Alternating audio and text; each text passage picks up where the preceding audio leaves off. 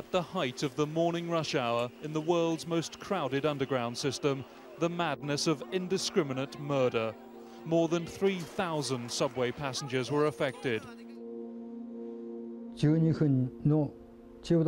12 minutes past 8, I was told that there was a suspicious object on the Chiyoda Line train, which had just arrived. So I went up to the platform upstairs, and I saw a train stopped right there. Several people had been seen planting packages at stations and on a number of trains.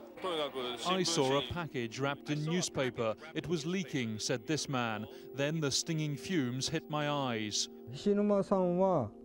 My colleague, Mr. Hishinuma, was communicating with headquarters from the driver's cab.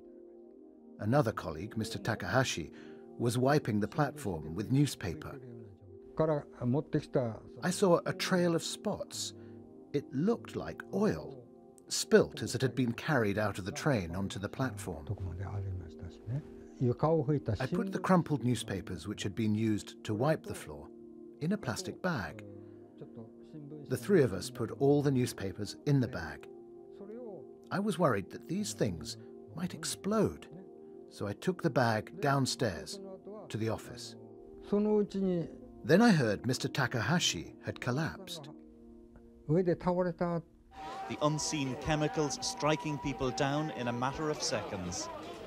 They choked and vomited, some were blinded and paralyzed. One of the first confirmations that a deadly nerve gas had caused the poisoning was given by this doctor. It is sarin, he said.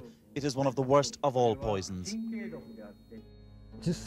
By then, my body had started shivering. I tried to make a report about the 8:12 train, but my hand was shaking, and I couldn't even write 8. So I took my cap and uniform off and washed my face.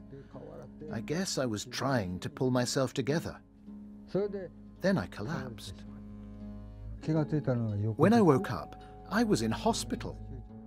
My staff were there. Because I knew Mr. Takahashi had collapsed, I was wondering how he was doing. I wanted to ask, but I had tubes in my mouth. So I got a pen and paper and wrote his name. One of the staff made a sign like this. Then I wrote Mr. Hishinuma's name. The worker made the same sign. Oh, out of the three of us, only I have survived. My colleagues told me that after I collapsed, they carried me upstairs together, and they evacuated all of the passengers from Kasumigaseki station. There were no passengers killed at that station. The leader of a Japanese cult has been sentenced to death for masterminding a gas attack in Tokyo 9 years ago. 12 people died when Shoko Asahara ordered the release of sarin into the underground system.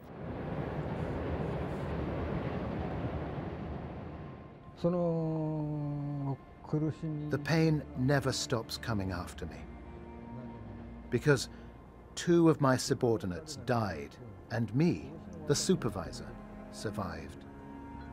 I wish I'd known about sarin and how to deal with it. I could have made them wash their hands and faces. I feel I simply wasn't good enough as the person in charge.